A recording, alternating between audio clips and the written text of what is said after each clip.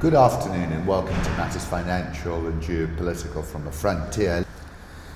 Barron's wrote an article, the Federal Reserve should hike interest rates, not cut them, which has been my prognosis too in a number of articles. The Fed could be delivering yet another sugar high to the economy that doesn't address underlying structural problems created by powerful demographic forces that are constraining output and depressing prices. By almost every measure, policymakers should be considering another rate hike, not a rate cut. The Fed's current policy of anticipatory and preemptive rate cuts likely will lead to unsustainably high asset prices and increased financial instability. This can only make the next downturn worse.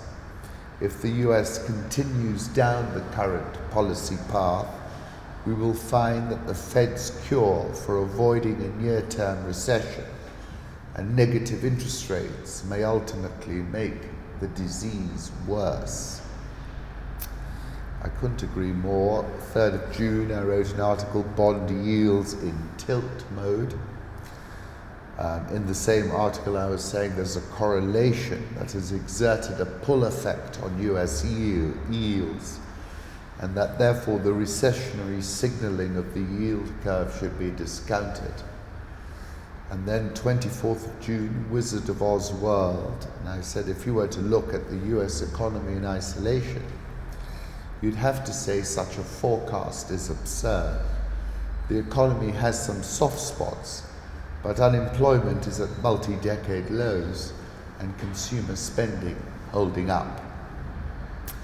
In that same article, I described where we were in the money markets in particular as nosebleed territory and voodoo economics. And I said just because we've not reached the point when the curtain was lifted in The Wizard of Oz and the wizard revealed to be an ordinary conman from Omaha who has been using elaborate magic tricks and props to make himself seem great and powerful, should not lull us into a false sense of security. This is the 2-year bond yield. This is from Simple Trends, and I for one think this is overcooked on any orthodox monetary policy basis. 15th of July, I said the US rate cut in 3 weeks is a racing certainty. And interestingly, the dollar index is a whisker away from taking out the high of April and May this year and has risen to the highest level since May 2017.